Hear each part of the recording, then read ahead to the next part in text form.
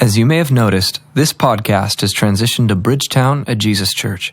Over the past year, we've been on a journey away from a multi-site church and towards a family of churches. Each church will now have its own podcast as it becomes more contextualized to its own location and culture. We'd like to invite you to download podcasts from Westside, a Jesus Church, and Sunset, a Jesus Church, via the iTunes Store or ajesuschurch.org. Chapter 13, verse 1. As Jesus was leaving the temple. So if you were here last week, Jesus just finished fielding questions from the religious leadership, most of whom are hostile and antagonistic towards him. And he's leaving the temple once and for all, never to return. Now, as he was leaving the temple, one of his disciples said to him, "Look, teacher, rabbi, what massive stones, what magnificent buildings." In spite of Jesus' crystal clear judgment on the temple and its leadership, his disciples are still really blown away by the architecture and design of the temple. And for good reason. It was one of the 7 wonders of the ancient world. The temple that we read about in the Old Testament had been destroyed years before, but King Herod, remember him from the Christmas story? He started construction on a brand new temple before Jesus was born. And about 40 or 50 years later, in this time, he was still working on it. Now, the temple complex as a whole, this is just the center part of it, was about 35 acres. The circumference around the edge was upwards of a mile. And the walls, some of the walls were 165 feet high, which in the modern world is no big deal. In the ancient world was unheard of.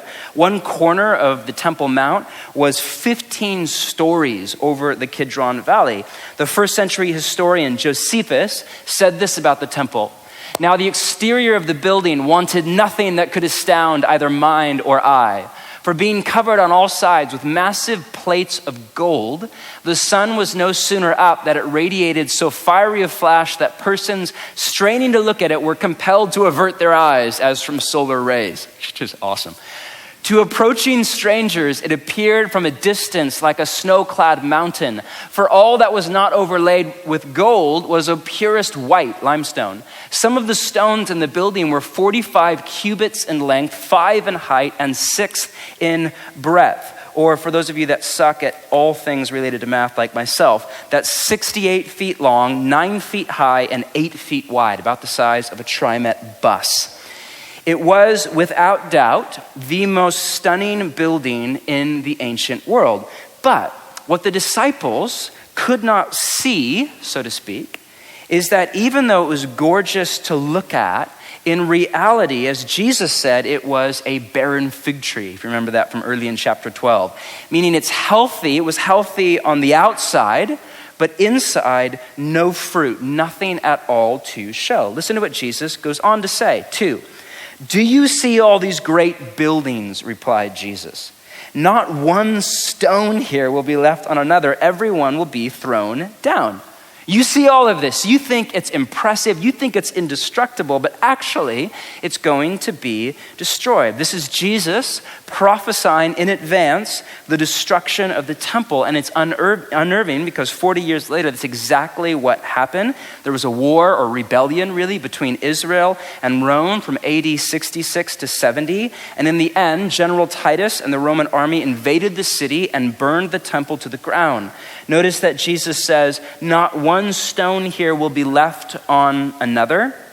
The gold that was all over the top of the temple, and then it was basically a bank. There's all sorts of injustice around the temple I don't have time to get into, but it was basically a de facto bank. And the gold in the fire seeped into the cracks in between the stones. And so Titus ordered his army to literally raise it, every single stone gone, in order to take all of the gold out. Here's a picture of what's left that I snapped when I was over in Jerusalem. That's basically all that's left, is rubble down at the base of the Temple Mount. There's not much of anything. It's gone. And Jesus saw all of it coming decades ahead of his time. Now, look at this. 3. As Jesus was sitting on the Mount of Olives opposite the temple.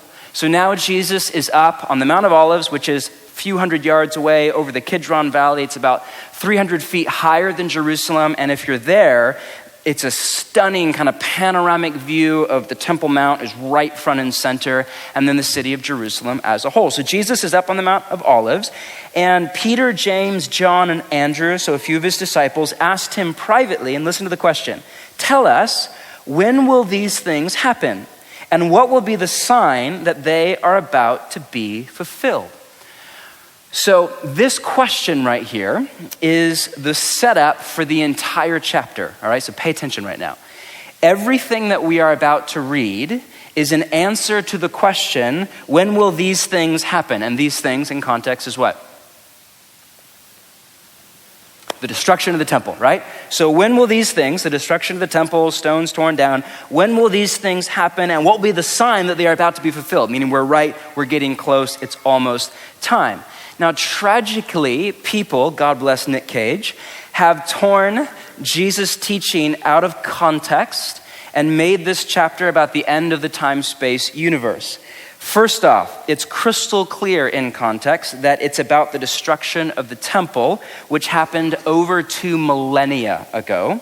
Secondly, even if it was about the future, Jesus' vision of the future was not of obliteration of the time-space universe, but rather of its transformation, its radical healing at a cosmic level. It's transformation from a world of evil and entropy and death to a world of peace and prosperity and life. But it's not even about that. But that's just in case it was. So, to repeat, everything that we are about to read over the next 4 hours of your life is Jesus' answer to the question, when will these things, the destruction of the temple, no stone left, when will these things happen? Now, let's read Jesus' answer. 5, Jesus said to them, "Watch out that no one deceives you." This is the first of 3 warnings in the passage. Watch out, make sure nobody deceives you. 6, many will come in my name, claiming I am he, and will deceive many. Meaning many will come and claim to be the Messiah. There were all sorts of would-be Messiahs in the first century. Theudas was one in the 40s who, rumor had it, did signs and wonders. Bar Kokhba, obviously, in 130 AD, who full-on started a war with Rome, just to name a few. 7, when you hear of wars and rumors of wars, do not be alarmed. Such things must happen, but the end is still to come. Nation will rise against nation, kingdom against kingdom. There will be earthquakes in various places and famines. These are the beginning of birth pains. So when you hear of wars and rumors of wars, so keep in mind this is a world with no internet, no Twitter. Often you would not hear about a war for months, if not for years, and then you would hear contradictory kind of rumors. He said this, she said that. And earthquakes. An earthquake struck Phrygia, for example, in AD 61 and then destroyed the entire city of Pompeii, which was well known at the time, in AD 63. And Jesus is saying, listen, when you hear of wars and rumors of wars and earthquakes or natural disasters, don't think it's God. Don't think it's the end of the world. This is normal. This is life east of Eden. All of this stuff, in fact, rather than, it's not the end, it's actually the beginning of birth pains. And this analogy of birth pains, of a mother giving birth to a child, a time of pain followed by new life, has been used or had been used for hundreds of years by the Hebrew prophets all through the Old Testament to speak of how God was going to bring about his new world. So remember that for later on. Now he goes on, 9, here's the second warning, you must be on your guard. You will be handed over to the local councils and flogged in the synagogues. On account of me, you will stand before governors and kings as witnesses to them. And the gospel must first be preached to all nations. Whenever you are arrested and brought on trial, do not worry beforehand about what to say. Just say whatever is given you at the time, for it's not you speaking, but the Holy Spirit. Brother will betray brother to death, and a father his child. Children will rebel against their parents and have them put to death. Everyone will hate you because of me. But the one who stands firm to the end will be saved. Jesus is warning his disciples not only about the coming suffering, wars and rumors of war, all that, but also of coming persecution. He's saying that you will be singled out for persecution all because of me. And they were. If you know history at all, millions, as far as we can tell, millions of followers of Jesus were killed over the next 300 years. We think upwards of 10% of the known global population, the known population of the Roman Empire. So they were hated, followers of Jesus, by both Romans and by Jews, even though the vast majority of the early church was Jewish. Because Rome would kill anybody that they thought was a rebel, and the Christians would go around saying Jesus is Lord, not Caesar. That, by the way, was treason. And the Jews, at least during the war from 66 to 70, would kill anybody that they thought was a collaborator. It's a hyper-nationalistic culture to this day. And the early followers of Jesus, because of his teachings on nonviolence, would not fight for or against Rome. In fact, a number of historians think that was the major reason for the split at the end of the century between the church and the synagogue. Because when you're reading Acts, like the church and the synagogue are the exact same thing, right? We think the rift was essentially over the place of military violence in followers of Jesus. They would not fight for or against Rome, so they were hated by both sides. We read they were handed over to the local councils, it's the court system of Rome, and they were flogged, which is basically beat 39 times, 13 times on the chest, 26 on the back to within an inch of your life in the local synagogue, or what we think of a church, which kind of functioned also as a local court in the Jewish system. So he's saying from both Rome and from Israel, but in your darkest moment, when you're on trial, Jesus is saying, for faith in me, the Holy Spirit will be with you, right at your side. He will even put words into your mouth. And everything that we read right here, go read the book of Acts. It's all there. All of this stuff happened, not in some crazy future Nick Cage movie, but I'm sure it will happen there too. But all of this happened in the year or two or three or decade or four right after Jesus' death, burial, and resurrection. All of this stuff to a T is in the book of Acts, which is why his closing word is, quote, the one who stands firm to the end will be saved. And the word end here isn't the end of the time-space universe. That's not what Jesus is teaching on. It's the end of this dark, scary, violent time of unrest. And his word is, listen, stand firm. Don't give up. Stay faithful no matter what comes at you. Stand firm. But then in 14, he shifts gears. When you see, quote, the abomination that causes desolation. Which is just awesome. It just sounds like it's out of a Lord of the Rings movie, or Desolation of Smog, Part 2, The Abomination That Causes Desolation. That was such a dumb movie, seriously. I walked out and my wife, who's like the nicest person on the planet, asked for her money back, which was just awesome. She's the first time ever. Standing where it does nothing to do with Jesus at all. When you see the abomination that causes desolation, it's a bad movie, don't see it, all right? But if you do, when you see it, standing where it does not belong, let the reader understand. So this is a nod. If you're kind of confused right now, you're not alone. Let the reader understand. Then let those who are in Judea or Israel flee to the mountains. So this line, the abomination that causes desolation, is a quote from the prophet Daniel. You can go read it on your own time. In Daniel, if you go back and read it in context, it's a prophecy about a pagan masochistic king named Antiochus Epiphanes, who in the 2nd century BC, a few hundred years before Jesus, desecrated the temple. He invaded Jerusalem, invaded the Temple Mount, sacrificed a pig, which is a pagan animal in Jewish culture, on the altar and drank its blood. Jesus is saying that some kind, we don't know what here, of a horrifying, sacrilegious, blasphemous event is going to happen again at the temple. Now, we're not exactly sure, even in hindsight, what Jesus is pointing to, because there's a number of really gnarly stuff that happened over the next 100 years. The odds are it's when General Titus invaded Jerusalem and he sacrificed on the Temple Mount right before he destroyed it. He sacrificed to the pagan gods. That's, we think, what Jesus is getting at, but we're not sure. Either way, the point is, when you see, whatever it is, when you see the abomination that causes desolation, and you'll know it when you see it, that's the clue, that's the sign, get out. Run, stop, get out. So there's a time to stay and stand trial and even die for your faith in Jesus, and there's a time to get out. I mean, think of how many of you at a young age immigrated here from Romania or the former Soviet Union. And I think of how many conversations I've had with people kind of wrestling. Do we stay in our home country or do we get out? How do you know when to make that call? And that's basically what Jesus is getting at. And he goes on to say this, 15, let no one on the housetop go down or enter the house to take anything out.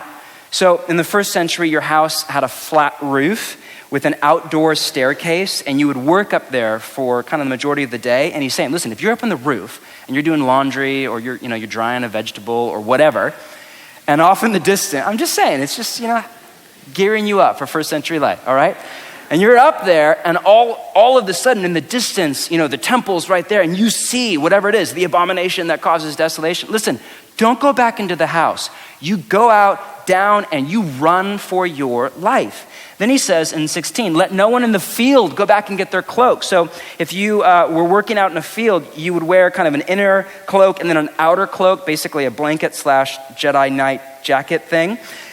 And you would take it off in the heat and put it at the edge of a field. And he's saying, you're out, you're working in the field, and then up in the distance, you see the abomination that causes desolation. You'll know when you see it.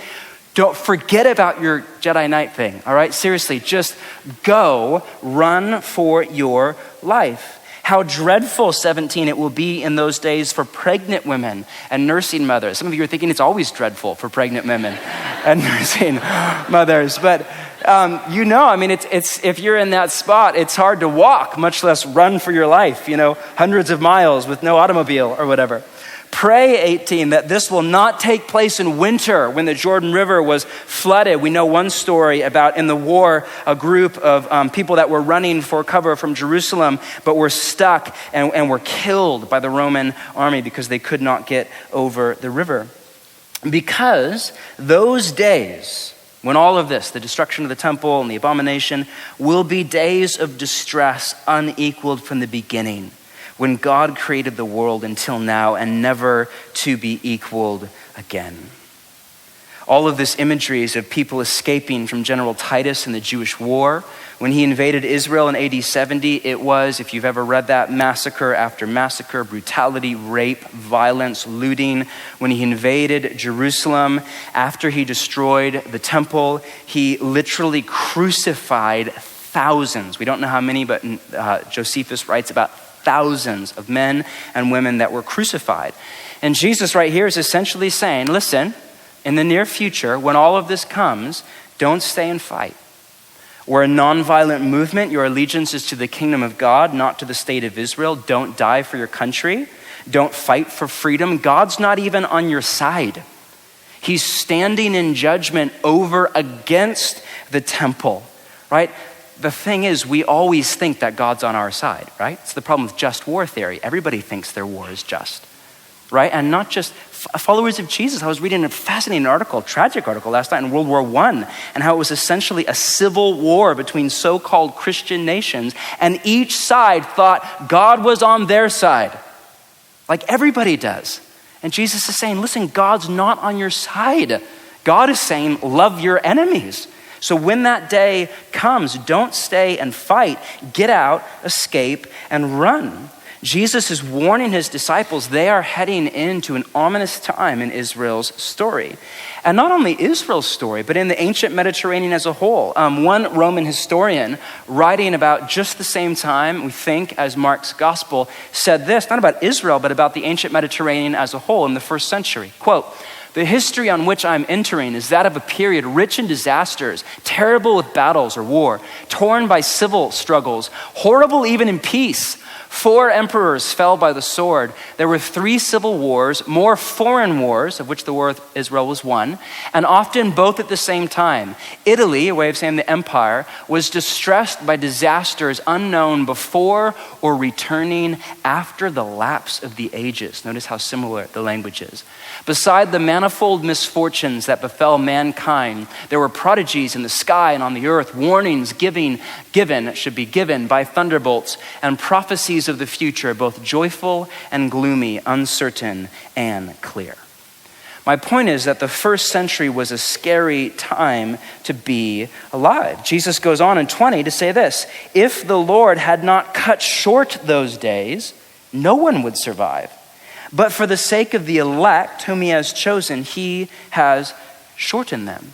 So God in his mercy at some point said, okay, enough is enough, and stepped into the middle of all the violence for the sake of his elect. Now, don't read that in kind of a technical way. That's a very Jewish way of saying the real, true Israel, the righteous. And if God had not done that, then there would be no Jewish people left.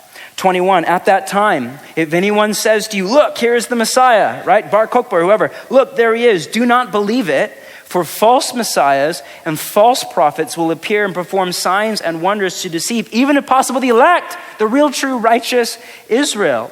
So, it's going to be a time of fierce nationalism, right? War always is. And lots of people will claim to be the Messiah. Don't get sucked in. And then here comes warning number 3 to round it all out. So, be on your guard. I have told you everything in advance. Now, you alive out there? You still alive? Yeah? You okay? You're just thinking, I'm sleeping. It's great. Okay. I think this is fascinating, but I'm a theologue and a history nerd, and so I'm sorry to drag you through my obsession, okay? Stay with me. This next part is slippery. Lots of people misread it, so pay attention. Stay with me. In theory, payoff is coming. Or I would say we're almost there, but we have a little bit left.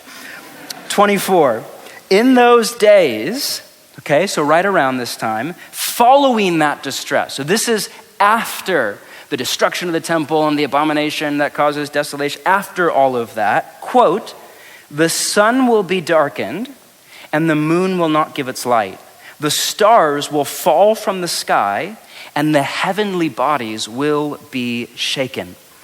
Okay, this is a quote from the prophet Isaiah. This is apocalyptic genre right here, tried and true. Now, some people read this and imagine nuclear holocaust or World War III or, Russia versus America or whatever it is, and people go off and go crazy right here. Don't take it literally. Now, the word literal is problematic, okay? Some people brag about how, I take the Bible literally, as if nobody else does. I'm really proud. And what they mean is I actually believe in the Bible. And then other people make fun of stupid, uneducated, fundamentalist people who take the Bible literally. Now, do we take the Bible literally, yes or no? Yes. It all depends on how you define the word literal. If by the word literal you mean at face value, then no, we don't take it literally, and honestly, nobody does. Not the most right-wing, fundy, hardcore Southern Baptist preacher in Appalachia, okay? Think of Jesus' teaching. If your eye causes you to sin, what? Cut it out. How many Southern Baptists do you know missing an eye? Not a lot that I'm aware of, right? So obviously the Bible is filled with hyperbole and symbolism and parable and apocalyptic genre and poetry. We think about 1/3 of the Bible is poetry. So if by literal you mean face value, then no, we don't at all take the Bible literally. But if by literal you mean what the original author intended to say, then yes, that's exactly how we read the Bible. So when the prophet Isaiah in another passage says that in the new heavens and the new earth, the trees of the field will clap their hands, end quote. If you read that at face value and brag about how you take the Bible literally, then you imagine, a tree like, right? And if that's how you read it, then you actually make the Bible less true, not more true, right? And I think it's obvious to the majority of us that is poetic language. It's full on in Hebrew, it's poetry.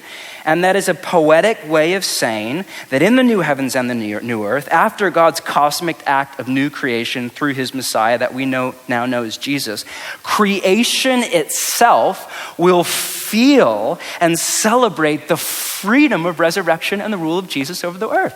It's just a fantastic, beautiful, moving, poetic way of saying that. So all that to say, this quote right here in the text, also from the prophet Isaiah, isn't about the end of the world, but it is about the end of a world. It's a way of saying that all this, the destruction of the temple and the end of Jerusalem, will be, in today's language, earth-shattering. Now, we, on the other side of the world, 2 millennia later, for the most part, we're Gentile American people. We have no idea what a big deal the destruction of the temple was for Israel. After AD 70, the temple was gone forever. It's not around today. And with it, the sacrificial system and the priesthood.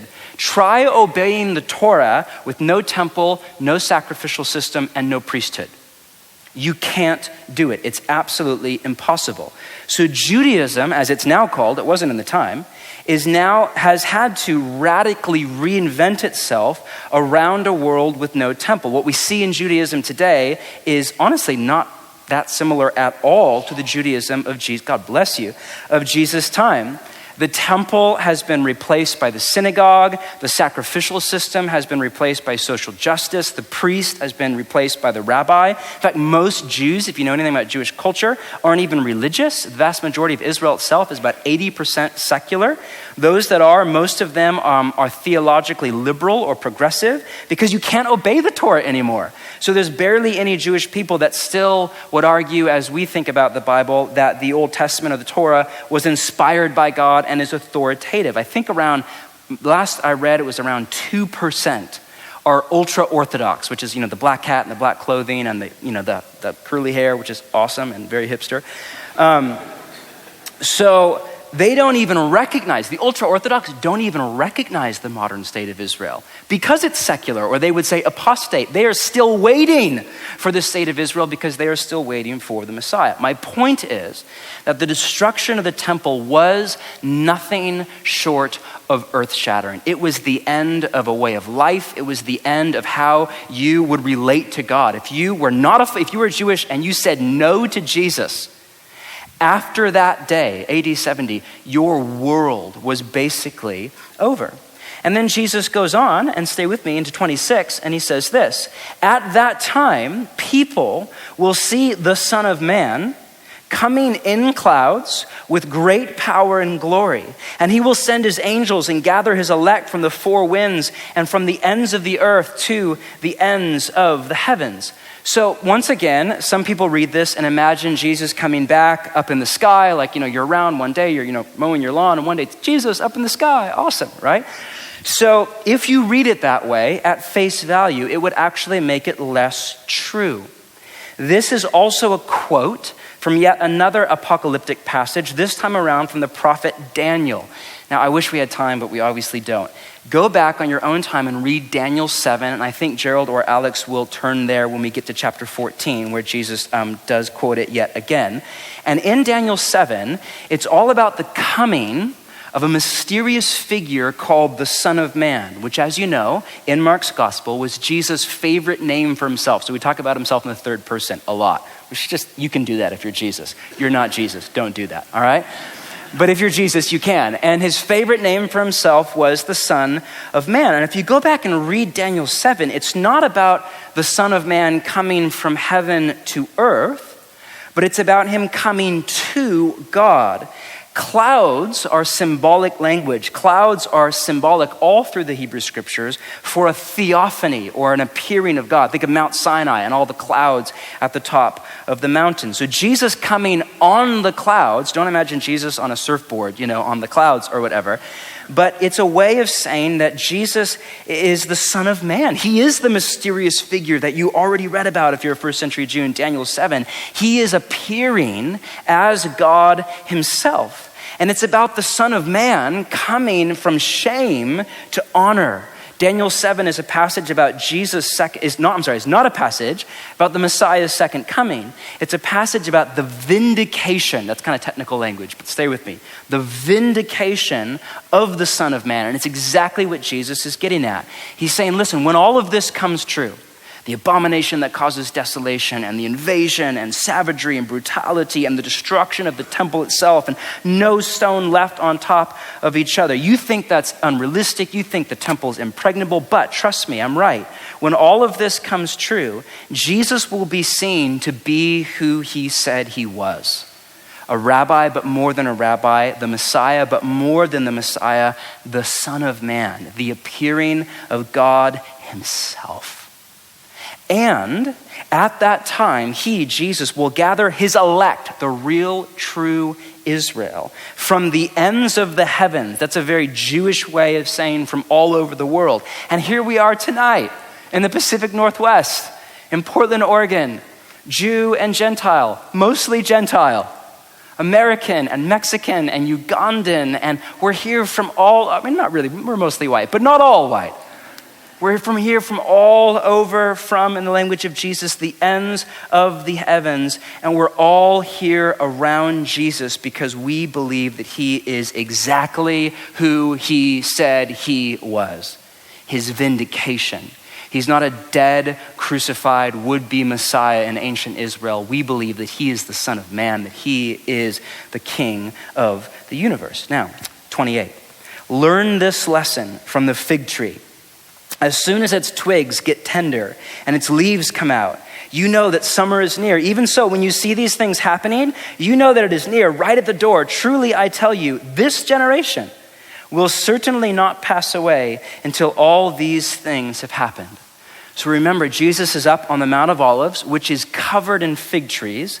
It's springtime, and the fig tree is one of the only deciduous trees in all of Israel. So around Passover time, it's just starting to come in, and Jesus' analogy is fitting. When you see all of this stuff, not just wars and rumors of wars and natural disasters, no, that's normal. But when you see the abomination that causes desolation and the invasion and the destruction of the temple, when you see all of this stuff, hey, that means that it's near. It's at the door. It's just about time. Notice that he says, when you see, to Peter, James, and John. So he's expecting his disciples who are alive and probably kind of about 20-ish years old in the middle of the first century. He's expecting for his disciples to see everything that we just read. And then he says, truly I tell you, this generation will certainly not pass away. There's a certainty in there, right? Will certainly not pass away before all of this stuff goes down. And biblically, a generation is about 40 years, which is ironic because we think Jesus' death was right around, we're not positive, but we think right around 30 AD. And the destruction of the temple was in 70 AD, exactly 40 years later. And then listen to his closing and I think haunting line. Heaven and earth will pass away, but my words will never pass away. For those of you that honestly think this passage is about the end of the time-space universe, we think that heaven and earth, as far as we can tell, was a Jewish idiom for the temple. Because the temple in a Jewish worldview was the place of overlap between heaven and earth. It was at the highest point in the city on top of Mount Moriah. It was literally a bridgehead into God's presence. This is Jesus saying, listen, heaven and earth, the temple itself, where you go to encounter and experience God, heaven and earth will pass away, but my words will never pass away. And here we are, 2 millennia later, the temple is gone, there's nothing left, and here's a bunch of people in Portland, Oregon who just spent way too long teaching in depth on Jesus' words that will never pass away. Now, you made it. You alive? Yeah? Well done. I'm proud of you. You're thinking, I'm stuck here. I have no choice. Well, okay. Before we wrap up, let's drag all of this into the here and now. Notice that Jesus does not answer the disciples' question. You gotta love Jesus for that, right? Right, the original question, hey, when will all this stuff, the destruction of the temple, when will it all happen? Jesus does not say, 70 AD with General Titus. Instead, he says the kind of stuff that will happen in the near future, but his focus is on the kind of people that his disciples are to be, ready, loyal to Jesus, not to be a would-be Messiah, not to Bar Kokhba or whoever, non-violent. His focus is on who the people are to be, in particular, people of expectation. And the same is true for you and me as followers of Jesus. We are to be people of expectation. Notice the language at the beginning of the passage. Many will come in my name. When you hear of wars, and will deceive many, when you hear of wars and rumors of wars, do not be alarmed. Such things must happen. Nation will rise against nation. There will be earthquakes. You will be handed over to the local councils. You will be flogged in the synagogues. On and on he goes. He's telling his followers to expect both suffering and persecution. We live in a world shattered by Adam and Eve's sin. And so there's violence and war and genocide and current events in the Ukraine and injustice and smut and pollution and pain and disease and malnutrition and in the end, death. Because of that, we should expect suffering and even persecution. Jesus is essentially warning his disciples that what's about to happen to him, right in the next chapter, arrest, trial, torture, and execution, will happen to them, to his disciples, Peter, James, and John. As he said in another spot, a student is not above his teacher. Now in the West, by the grace of God in 2014, persecution is minimal at best. Most of us don't really know anything about it. There is a cultural stigma. That's about as close as we come to following Jesus, in particular in a city like Portland. We are thought of by a bunch of people that you work with or that live in your neighborhood as dumb or kind of behind on the wrong side of culture or uneducated or whatever. And there is some drama in families at times. Some of you know this reality that we read about of a mom or a dad or a sibling turning against you because you love and follow Jesus. I know that is more and more of you, and if that's you tonight, we are here for you as your family, but that is gut-wrenching. But for most of us, persecution is mild at best. But that said, Jesus is honest, we should expect it. That said, gearing up for this teaching, honestly, has made me so thankful that I live in the 21st century and not the first. That I live here in Portland and not in Jerusalem. That I read this story and I don't think, yes, that's my life, right? I read this and I think, holy cow, that is insane.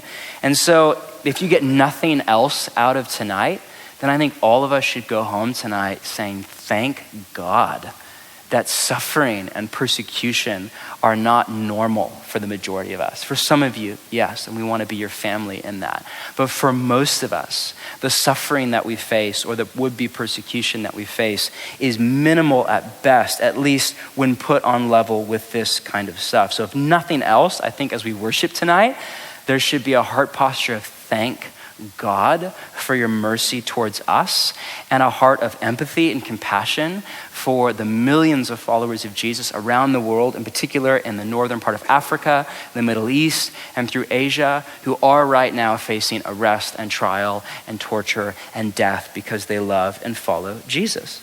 You know, it's interesting to me that even in the safety and the security of the West, there is such a deep, visceral part of us that wants to escape the pain of the world. I mock, Nick Cage, not Nick Cage, I like him, but the Left Behind remake and the Rapture, because I think it's ridiculous and I think it has zero grounding in the Bible at all. But I see why it's popular, because it is essentially a theology of escapism. It's a theology that says, hunker down, hold out, and Jesus will come back sometime and take us somewhere else. But the gospel hope isn't that Jesus will come back and take us somewhere else. It's that he'll come back and remake the entire cosmos from the ground up. So our posture in the present and in the future isn't one of escapism, but rather of engagement. But we live in a culture of escapism, right? So for some people, it's alcohol or substance abuse or sexuality or Netflix or whatever it is for you. That's my drug of choice, all right? And for fundamentalist Christians, it's the rapture. Honestly, we live in a culture of escapism rather than the way of Jesus, which is engagement. I think that often we misunderstand, and myself here absolutely, the true nature of hope.